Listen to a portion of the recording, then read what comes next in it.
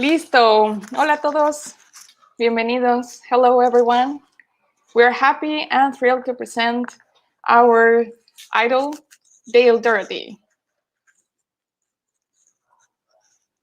Hello, Dale. Hello, Laura. How are you?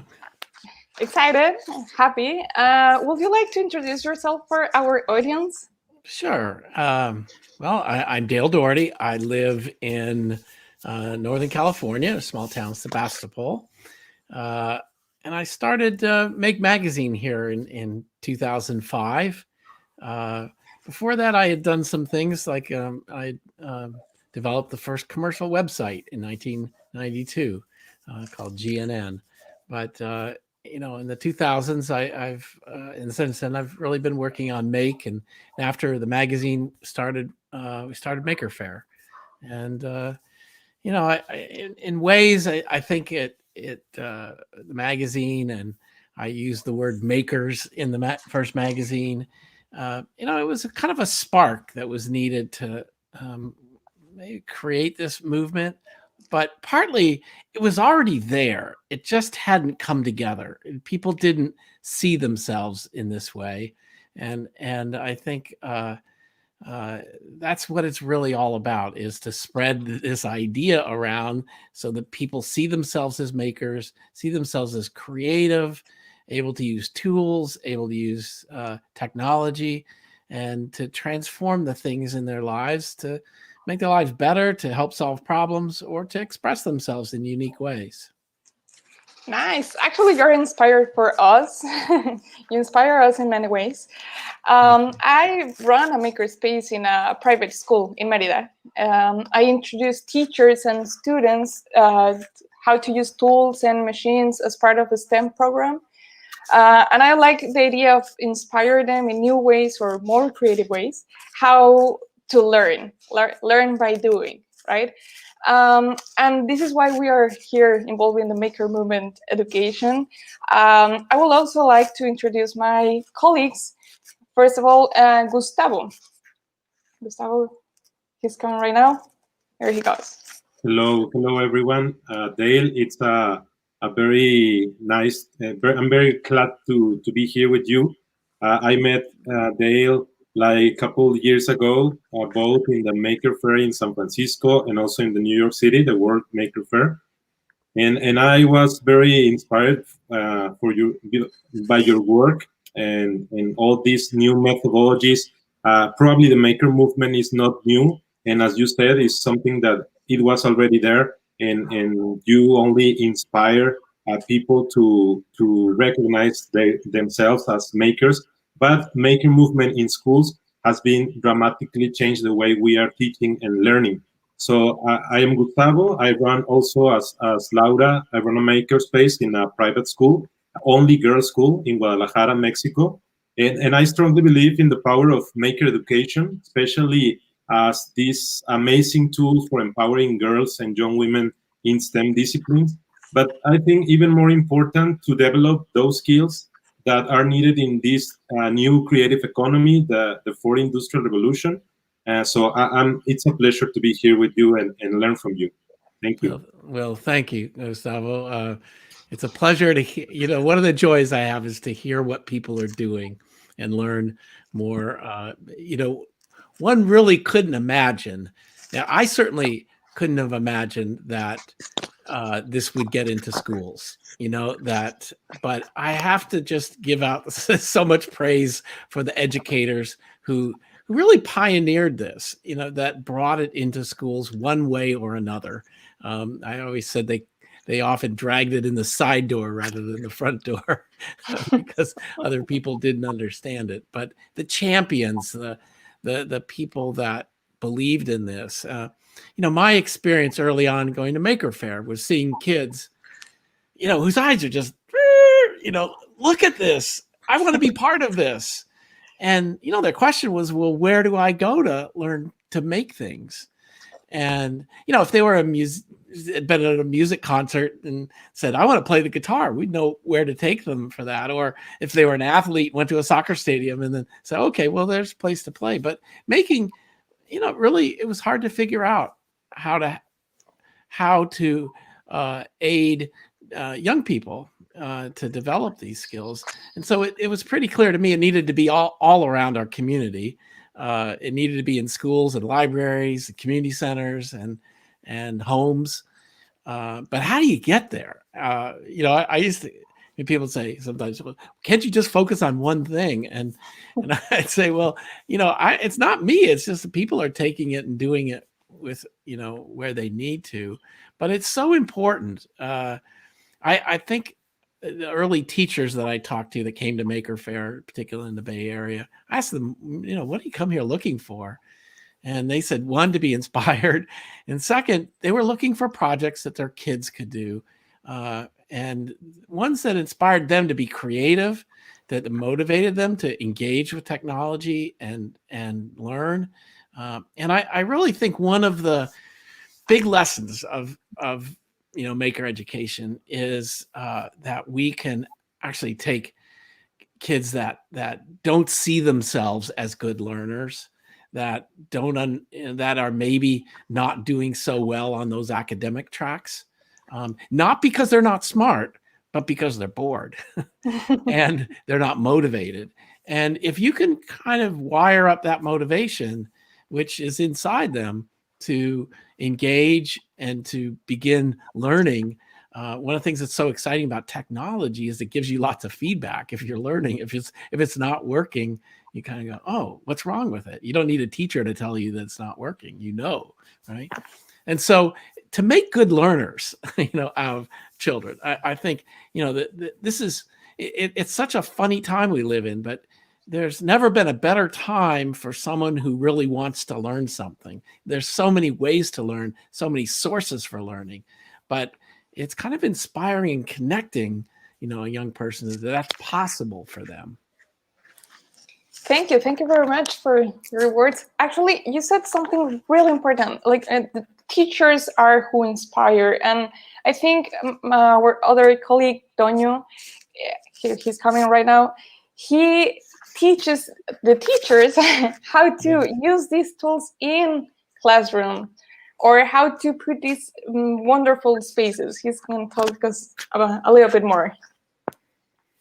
Hello, Toño. Are you on mute?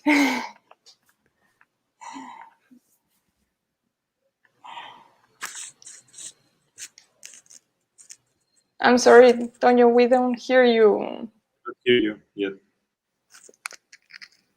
No yet. Nope. Sorry, technical problems. Okay, it's okay. Well, he started as a dot as this place where makers could gather and learn from each other, learn from tools and machines. And then he inspired, he got into schools how to make these maker spaces. And then obviously with the teachers, how to use these creative tools to make creative projects and then inspire our students. This is really how we get in all this movement. And also Claudia is going to join us to talk about this disruptive work she does. Hi to everybody. Dale, it's really awesome to be here with you. You, as Laura had said, you are really an inspiration for many of us. I have met you by reading you, by following you, and by being part of this extraordinary community that are makers from all around the world. So thank you very much for being here and sharing your words and your experience and your vision with us. And also thank you for my friends that are here, because they are really very good makers and they are like leading many experiences in schools and also in maker spaces. Now that Toño can tell us his work, but I am like the thinker behind the makers. I'm a pedagogue, so what I'm focused on designing different learning experiences that connect the maker movement, the maker focus with STEAM and with different digital competencies. And that's what I make in the school world. But I started in this movement in my home, at home, with my kids in the basement, as you can imagine, many of us have done. So I'm also focused by assessing parents on how to establish and how to make those spaces, those special spaces, and all the facilities to make them your own makerspace at your home, as an ignition point to starting this movement, and then scaling it to schools and to communities. And that's what I mainly do. And also I have been involved with my colleagues in an enterprise of maker robotics. That has been also a very, very marvelous experience, because we can't see the teaching robotics without starting by exploding the maker competencies that are behind it. So it's really great to be here. That's great. Thank you, Clau. You know, I just maybe something you said, it's so important. I think one of the things I'm proud of Maker Faire was that it was family oriented. And, you know, so it's good to have making in schools, but it's really valuable to have it in the family at home. And to have parents understand that it's valuable, that they can facilitate this at home and encourage it. And often, you know, it's with the simplest materials and processes. Kids, this is the thing that I have grandkids now, but, you know, it's natural. It's born into kids to play and to create and to make. And we don't give them enough opportunity to do that. We kind of put them in situations where they're not asked to do that. They're asked to do something pretty. I remember one kid told me, "You're asking me a question and you already know the answer to it. That's not fair." Right? And a creative problem, neither of you really know the answer to it, right? And I think it's just that opportunity to engage kids and you know, I've seen some of our young people really develop to where, you know, at 5th grade, they're teaching others older than them, you know, how to use an Arduino or a Raspberry Pi. So, you know, they can grow really fast and develop in this environment. And I think it's really satisfying to see that. Bueno, ya estoy por acá. Hola, hola. ¿Me escuchan? Hello. Sí. Perfect. Hello, everyone. Hello, Dale. Just a quick announcement for our Spanish-speaking audience. Amigos, esta charla estará doblada o traducida, más bien con subtítulos en el español con la magia de YouTube, pero sigan con nosotros. Si tienen alguna duda o pregunta, pueden también participar en esta charla, ¿sale? Dale, nice to see you again. We have the chance a couple of years to meet in an event in Los Angeles, and to enjoy your talk. Was wonderful. Well, I'm founder of Hacedores, one of the first Spanish-speaking companies to promote the maker movement. And now, as Laura told, we are specialized in all about education. So actually, you have been an important inspiration for what I do now, a day-to-day basis. So thank you so much for being here, and so for being an inspiration for all that is happening in around the world about the maker movement. Thank you. Thank you. I'm so glad to see you. Thank you. And actually, this is how we all started this. Like, why be a maker? This was our first and big question. I think it's because we collaborate, we invent, we help, and we share, and we do a lot of more things, for sure. But after COVID-19, we have learned to be resilient, creative, we learn to adapt, and we transform our projects or business ideas also. So I have a question for you, Dale. Can you tell us how your projects, personal projects or Make Magazine, transform because of the pandemic? How did you adapt? Well, that's a good question. It's required a lot of change. First of all, maker fairs went away. So we couldn't really organize people, and many maker spaces were closed. And yet, you know, really a year ago, I began to see, you know, we were having, not just in North America, but, you know, we were seeing that the government really wasn't standing up its response to COVID-19. And you might have called that plan A, and industry might have come up next and said, well, we'll help, but they really weren't in many respects. And that might have been plan B. And so I began seeing what makers were doing, and I called that plan C as a civic response, that, you know, communities were without personal protective equipment, PPE, and other things. And makers didn't have experience building that, but they had the knowledge and they had the tools. Sometimes they had to take 3D printers home from the makerspace and do it in their living room. But people of all ages and all backgrounds really just stepped in to make masks, face shields, get hospital gowns. And I think, you know, I had a doctor write me and say, you know, there was a period of about 8 weeks that I really feared that medical professionals would not be able to care for patients because we didn't have protective gear, and our hospitals cannot get that for us. So, you know, makers helped to fill that gap. You know, the supply chains were broken. China wasn't making the things that we depend on. And hospitals are a bit like, you know, we are as consumers. We try to find something online and we order it and expect it to be there the next day. What do we do if the world breaks? You know, what if we can't get that thing that we order? And I think these sort of skills, what I was kind of proud of also is that, you know, for 10 or 15 years, we've been developing maker spaces and makers. And it's as though we were training them for this crisis, right? That they could step up, and nobody told them what to do.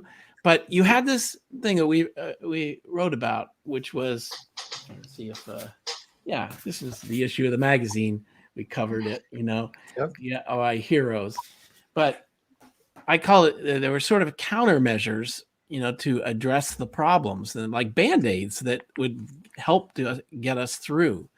And I think we need makers in our society, but we don't need just a few of them. It's something that we need everybody to think of themselves, because, you know, we're still running out of things. We still need to be able to take care of ourselves with this food or shelter or other areas. So I think that is, for me, was the big lesson, that maker spaces and makers, I think were driven by a greater purpose. And I think that's an ongoing lesson out of this, that, you know, sometimes people make fun of us for making silly things and fun things. I think it's important we do that, because making is play, and we have to be able to play. That's how we learn, how we discover, how we, you know, stay curious. But we can also be purposeful.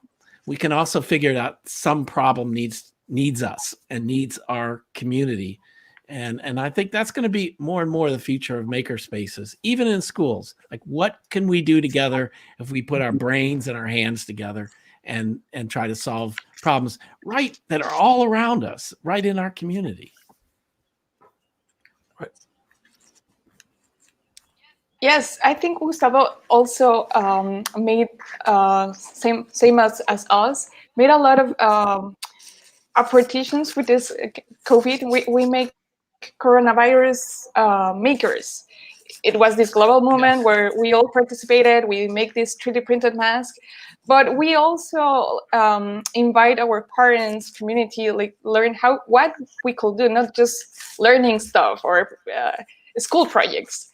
We could change and do different things, come up with solutions, and we all transform our view or our projects. Gustavo, can you tell us some of what you did with your girls?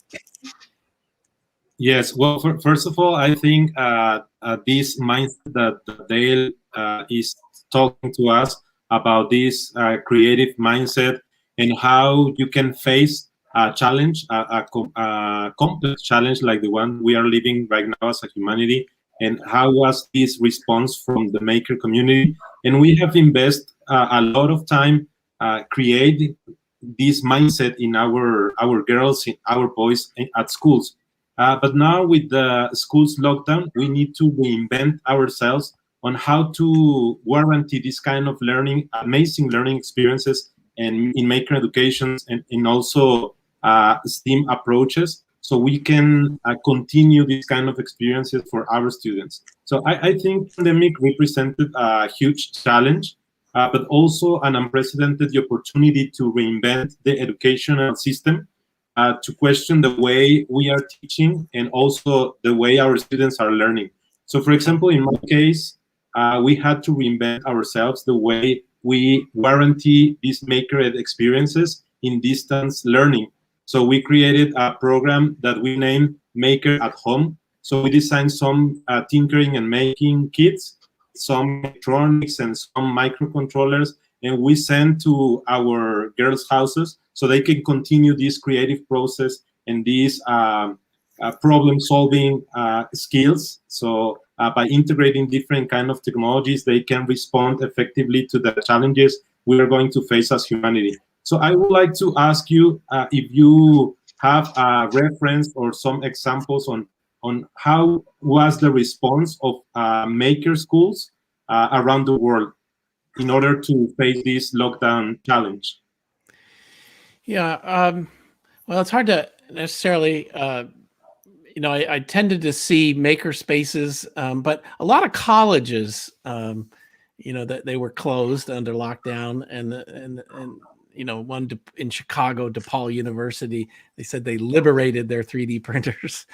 They took them out of the maker space and took them home. But one of the things that's really fascinating there in the story I wrote about them, it was, makers across the community. One of the values of the makerspace wasn't just equipment, wasn't just knowledge. It was the network of people that they knew each other, and they then connected to other networks because they were making face shields, but they had to get them in the hands of physicians and nurses, right? And to some degree, they couldn't just deliver them to the hospital. Hospital didn't want them. But the nurses and physicians did. So one of those folks was part of a bike messenger network, right? And so they connected with the bike messengers who were out of work as well to take the face shields to the homes of physicians and nurses, drop them off right in the front porch so that they could walk into the hospital with their protective equipment. And so that the way that actually in Chicago, there was a teacher, Jeff Solon, who designed a flat pack face shield that he could cut out of a laser cutter. He had no background in this. I mean, he had the equipment. And then to some degree, the school system said, you can't use the makerspace. He said, fine, I'll figure a way to do it at home. But you had all these people with different levels of expertise come together and work together really well. But it was also very important that they couldn't do it all themselves. They had to connect out to other people in the community to understand what was going on. Nice. Another example of who did some job from homes and thinking about kids that they are going to be locked down. Claudia did an interesting collaboration with some other interesting colleagues. Can you tell us, Claudia, about this project? Yeah, sure. Thank you, Laura. Well, with the pandemic, we realized that kids could no longer attend makerspaces at school and have lost their access to tools, materials, and machines. So if needs kids to have maker experience at home, they will have to use tools and materials that they had on hand during the lockdown. So as the pandemic has increased this e-commerce and the shipping of products using cardboard boxes, we saw there in cardboard the basic material to work with. And as cardboard is abundant and it's easy to use and recyclable, what we have found is that the problem is that when they are trying to build something, it's hard sometimes to join the pieces because you usually have to use glues or tapes, which make the assembly process time-consuming while you wait the glue to fit.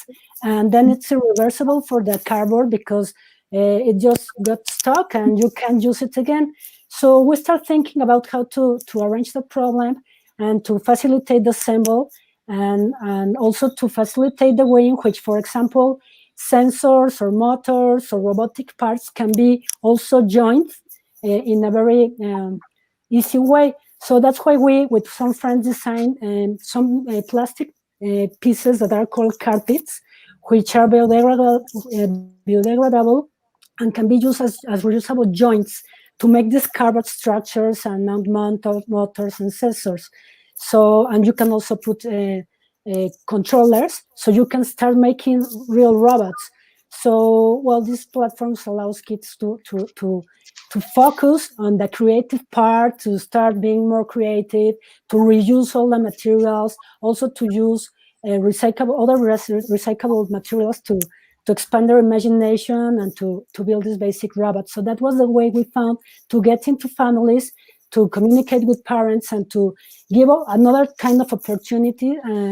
But returning to the basics, that's what I want to ask you, Dale, because the maker movement is not technology and networks and a lot of things, but a mindset.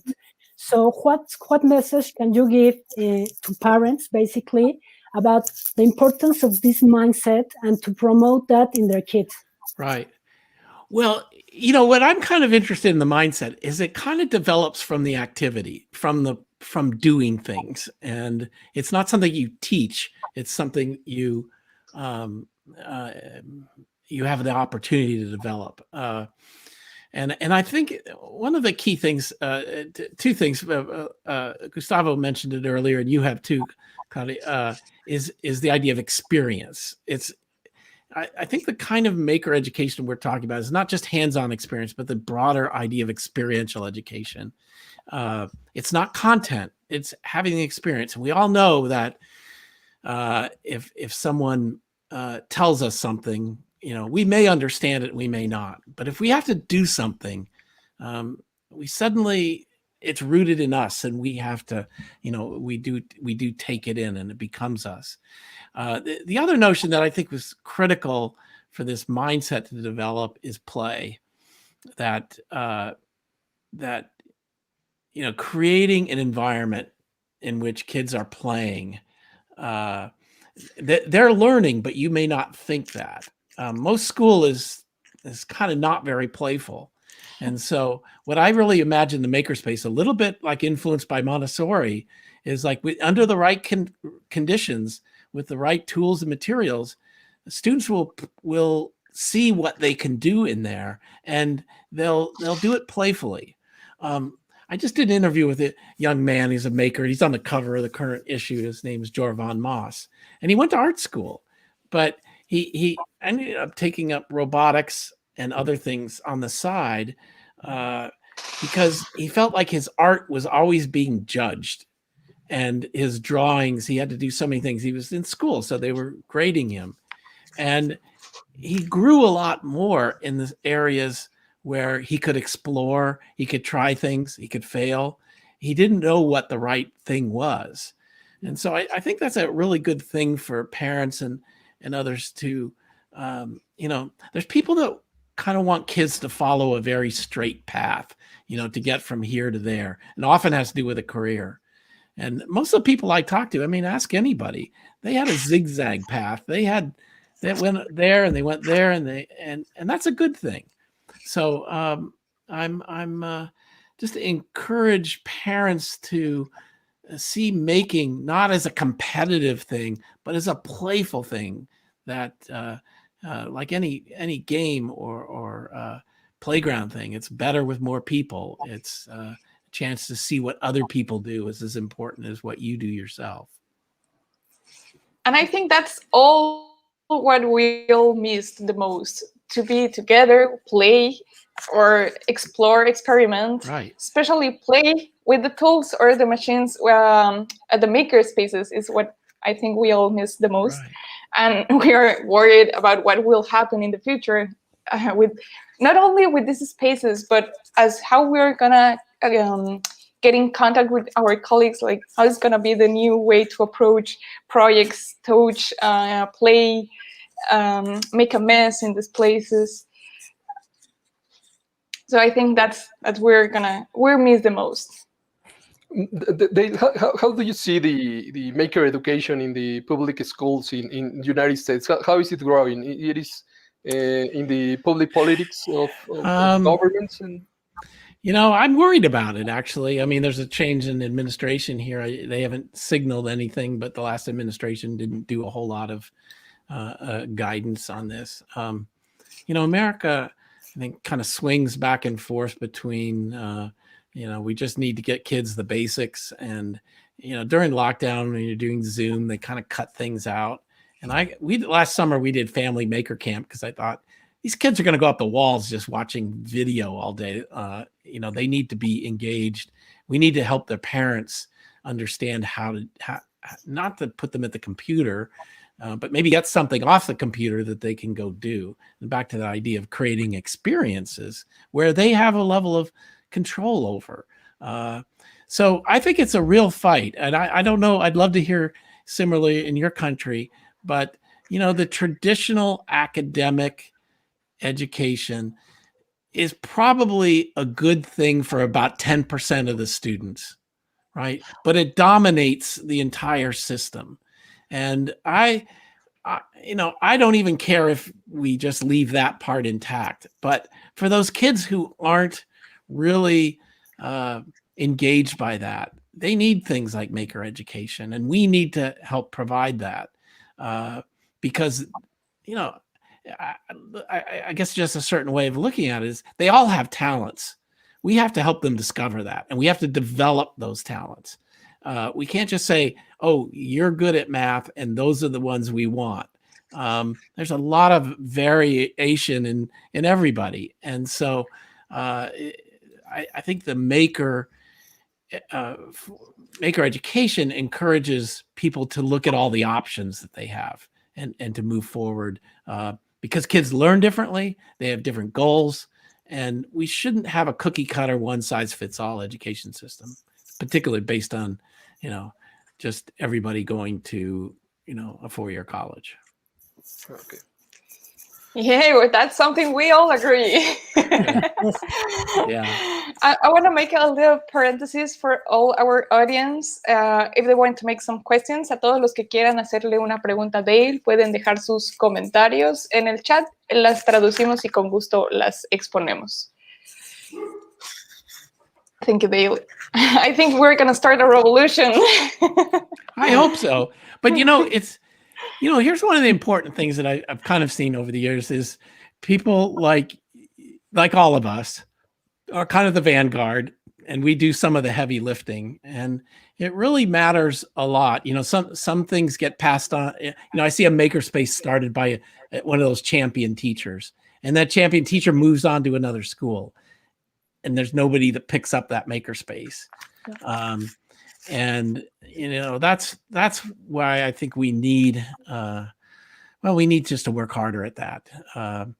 And I think the other thing that I kind of find interesting, we're working on a program that we just started, if I might talk about learning labs. Nancy Otero is from Mexico City, is developing a program with me that I'm really interested in the students that are 17 and older. Roughly. So we have about 14 students. I call it a Maker's Dozen in a group to learn. This is virtual now, but hopefully it'll be in person. And the idea is to give them kind of a boot camp of like a 4-month program that they can develop the basic skills of making, be exposed to a lot of different forms of making, but also get more experience developing projects, and an end project that they work collaboratively with other students on. And if there's one thing that I think we could do to make education better for students, it would be to encourage them to do projects, not just projects a teacher assigns, but projects that they identify, the problem they want to solve, and they try to solve it, and they want to serve some members of the community. But that whole process of starting with an idea and developing it and testing it and improving it and sharing it, that's what a maker is all about. And I think that's it isn't just teaching skills. It's like a creative process. It's something that once you get to do it multiple times, you've developed a practice, and you can apply that to many, many different things. And I think it's really powerful. That is really interesting. I've been reading something about when you told me about Nancy, that will be like a role model in our education system, like a space where they don't have to follow rules or these notes, grade notes. Like this is only a space where they discover their passions, they make projects, they learn about their failures, as Claudia was saying earlier, to learn how to fail and fail a lot. Yeah. And discover their passion.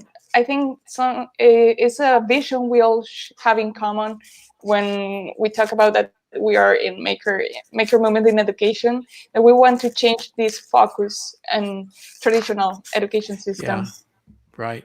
It changes the role of the teacher, very, very much so. And I think that's something that we hope, I've used the word coaching a lot to describe the role of a teacher, that the coach doesn't play the game, the players do. And you give feedback to the players.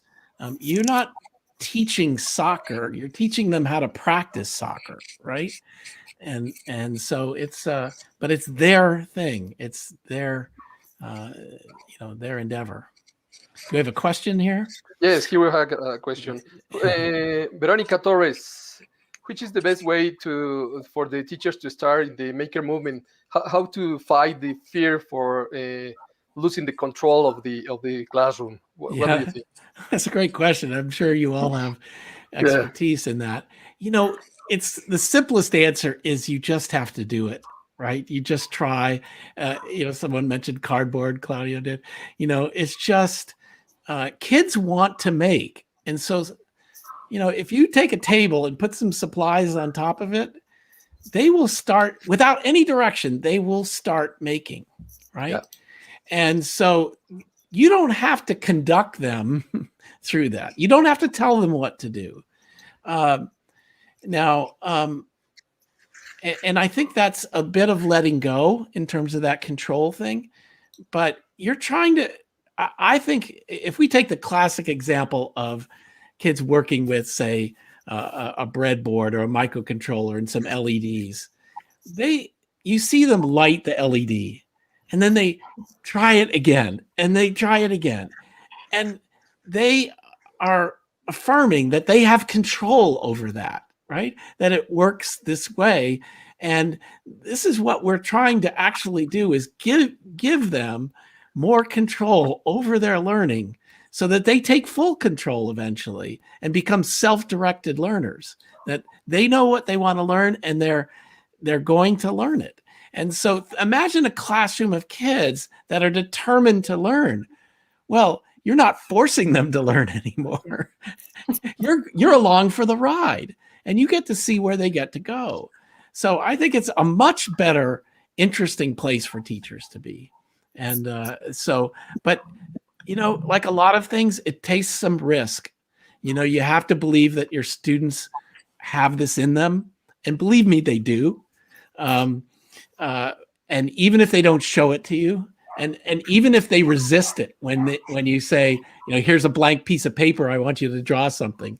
And I always imagine we could, maker educators could learn a lot from art teachers, because kids look, I don't want to draw, that's not interesting to me. And they go, oh, come on, and it's like, it doesn't have to be good. It just draw something, draw a circle, right? And so just getting them to activate is kind of what the teacher does, is not necessarily to make them into artists. They're just getting them engaged. Yeah.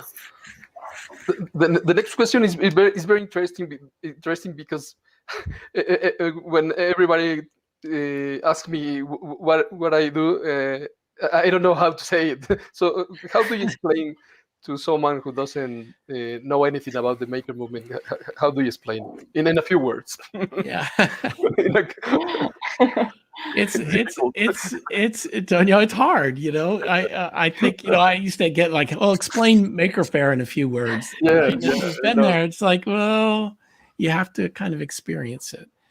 But I think there are just these key words that we've used about play, about experience, about hands-on. This is how kids learn.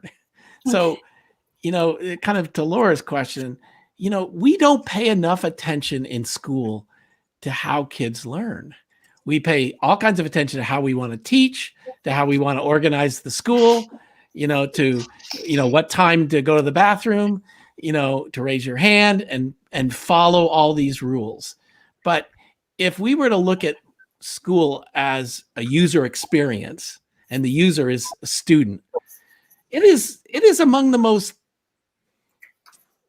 numbing experiences we can imagine, right? To sit in if you're an active person and you're curious and the world is stimulating you, and you have to sit here and listen to someone read from a textbook, or tell you have to take lots of tests.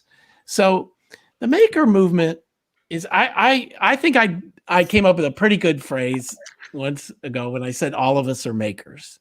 And I mean that is something we are as humans. But our culture doesn't always encourage us. It encourages us to be consumers, not creators. And I think that creator is a big word, maker is a big word. It can encompass all forms of doing this. You don't have to be artistic to be a creator. You can be a builder. You can be a cook.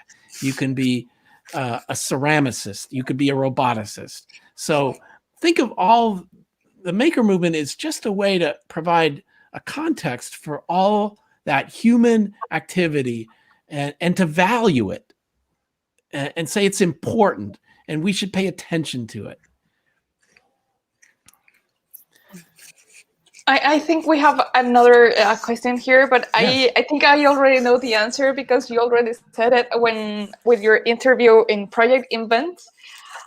Which elements are the minimum to make a makerspace?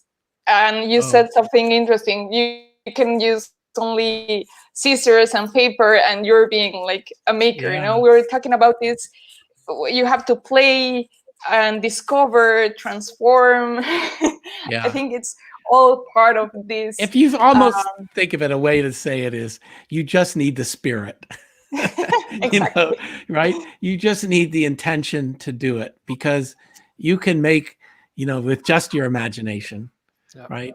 But if you get the opportunity to have a piece of paper and draw what's in your mind, you've started a process. And if you can take the thing that you drew and cut it out and start to put it together, or put it onto a computer and design it, you've gone further and further. But I would say it's actually the workshop idea, the studio idea. That's what's important. Isn't like how many 3D printers or laser cutters you have. It's actually, do you have a workbench?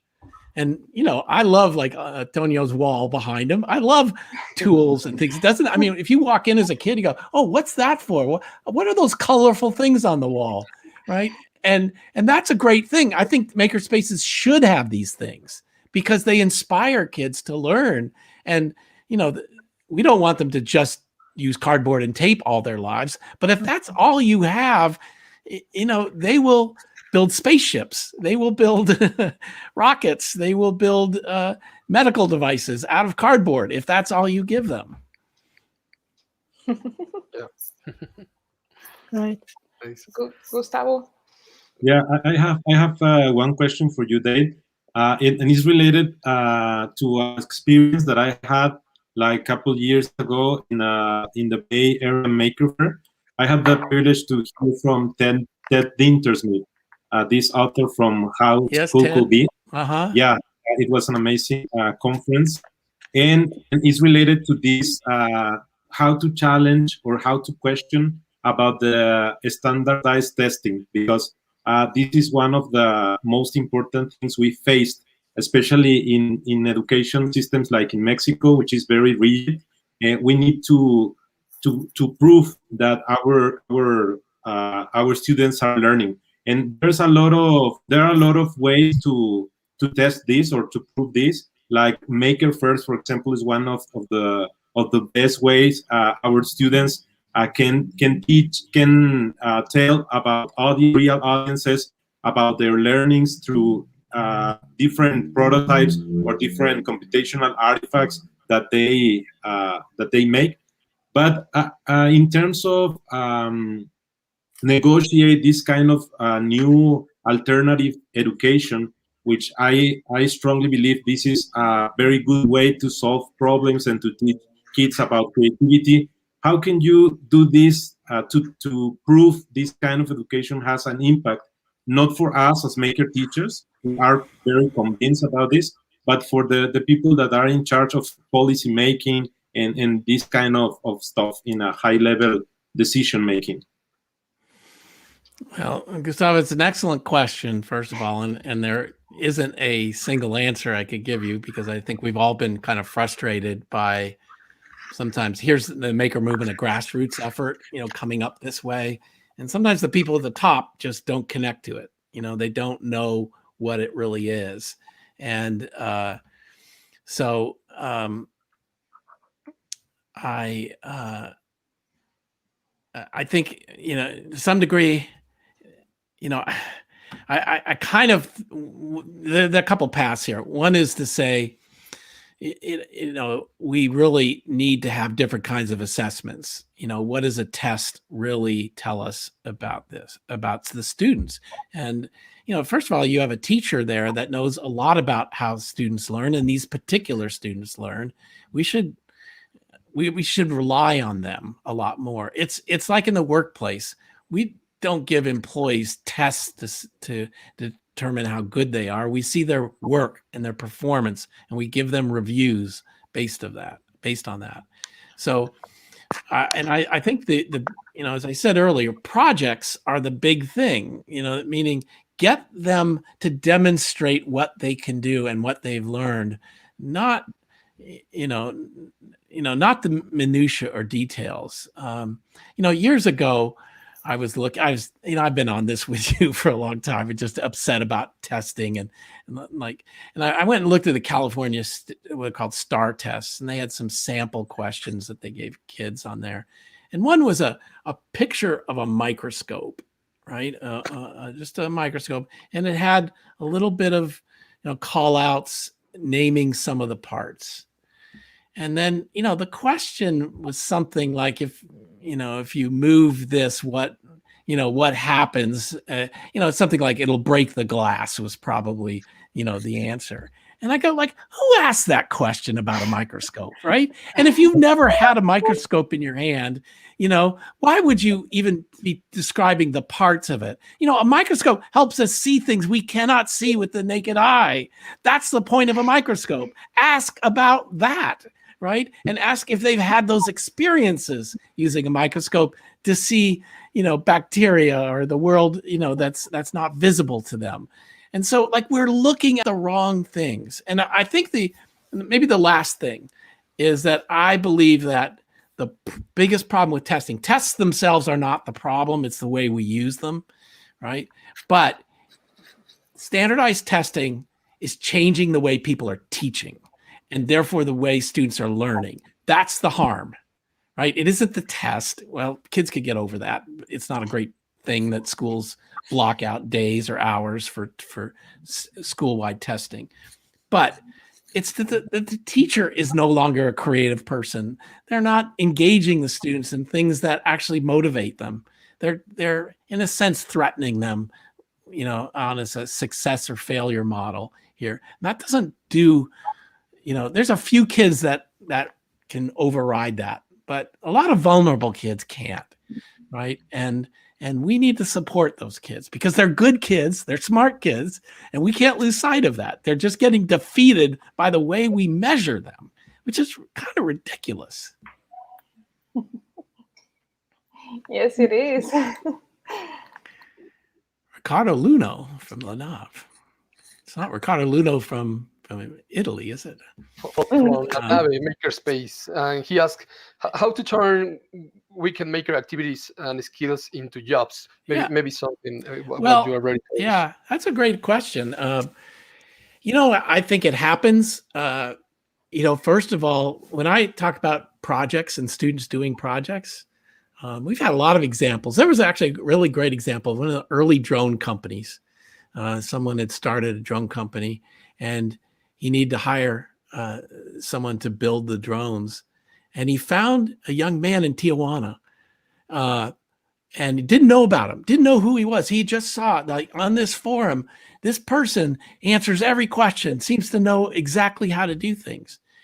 And it turned out it was a young man who was a high school dropout, right? That was really smart, and he got hired. He became president of the company, eventually. So, like, I think if you think of the work that goes into like a portfolio, finding its way out in the world, so people start looking for you, looking for people who can solve problems, who understand how to use technology, who are creative, who are fearless. These are both soft skills and hard skills that employers find hard to hire for, and they're in demand. So I think we see that happening. But I think we also see makers who want to start their own businesses. Sometimes they make something, like your robotic kit, perhaps, Clau. And people say, I want that. I could use that. Could you make lots of them? And you begin figuring out, now I have to manufacture something. So I think it can, I think it can lead to all kinds of outcomes in terms of work. Yes, Clau? I have a question there. Which ones will you tell us are the main challenges makers have in the near future to try to imagine creative solutions? Well, I think, the future of maker spaces, I think is it's really always a challenge, but I think in the COVID world, it's been really difficult. We've had a model where members, pay and go to a maker space, but if they're not going there, they're not paying. I think we need more public support for maker spaces. I'd like to see schools and libraries open maker spaces to a broader public. So access to those tools and materials is a challenge for a lot of people. And yet the same is also true. Even if it was wide open for everybody to go to, not enough people know about it and understand the value of it. So those are the kind of two challenges out there. As someone asked, a lot of people don't even know what the maker movement is. Yeah. Yes, exactly. Some people, they don't know what they are. Yeah. And I have an interesting question here from Veronica Estrada. If you had the opportunity to ask or to tell the ministers of education around the world, what point you think they don't forget in their education projects? Well, I think it's a little bit, the same territory you're just talking about. I would tell them that they are not, Gustavo, you mentioned Ted Dintersmith, and one of the quotes in his book that I always remember is, our schools are good at ranking kids, not developing them. So, if all you want to do is rank kids, you just throw tests at them and you figure out there's some percentage of kids that you think are good and valuable. But that's a terrible way to build a society. You're basically, that's an elitist model. And a truly democratic model, I think, is you have to understand those kids and develop them. And so I would say replace your tests with projects of increasing complexity that are about the integration of learning across disciplines, not the specialization inside a discipline, right? So at least, like where we see maker spaces in colleges, what they find useful is that people from the law school, the medical school, and the business school, and the engineering school walk in and they start to work together. They figure out a common problem. It's not, but if you put a makerspace just in the engineering school, you'll only have engineers.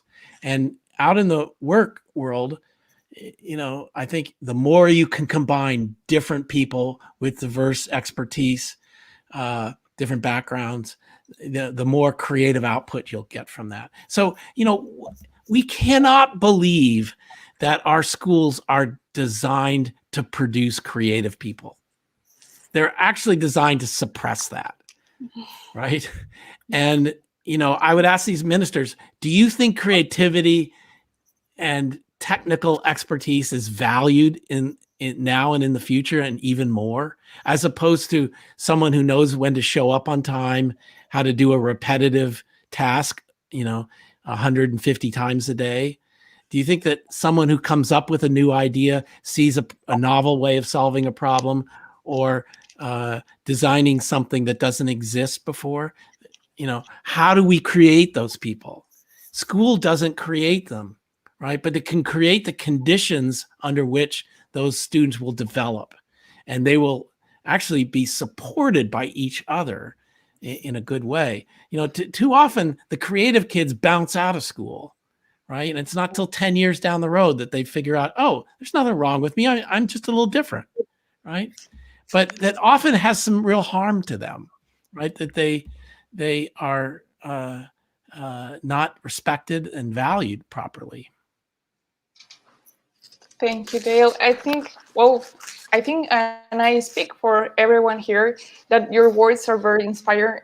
Not the other speeches we heard about you. I mean, this conversation we had with you, I'm gonna put my students to hear it, my teachers also. We are gonna do it, because we are saying that the more important thing as part of creativity is the lifelong learning that we impact in others. Be good learners. Exactly. And fail, learn, do a lot of things that make us a maker. That's why we are makers, and that's why it's really important to be a maker more than ever. Yeah. And I would like to thank you very much for all your words. I would like to share us some last words. What would you like to say for those who especially lost their maker spaces, or those who are listening to us and are in education? How to stay inspired and motivated? Who had Cloud? Did you have the mug? Could you lift up your mug? That's kind of what I would say to them. Failing is not an option.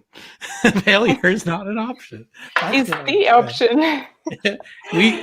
We need to expect that we're going to fail at something as ambitious as this, but we have to keep trying. That's where I am. Is like, this is hard. It's hard to do makerspace. It's hard to change education systems. It's hard to do maker fairs, but we have to keep doing it. We have to. Yes. Yes, we have to. We have to keep inspire everyone. We have to keep doing things differently. Break the system.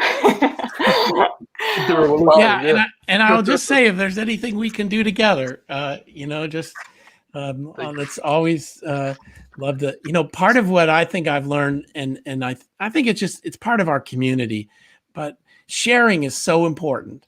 What we are able to figure out, to share that with other people, and particular people in the audience here, you're not in this alone. If you're trying to become a maker educator, well, just let it be known that you're trying. And there are people out there who are very generous. This community has always been defined by its optimism and its generosity, I think. And that's right. So, we're here to help each other. And sharing particularly the things that we do, people borrow that and they build on it. And that's really how it gets to be where it is today. Right. Perfect. So we are at the end of our interview with Dale Dougherty. I thank you so much, Dale, for being here with us. We really enjoyed this conversation. A coffee talk with Dale. So cheers. Cheers. Stay creative. Thank you so much.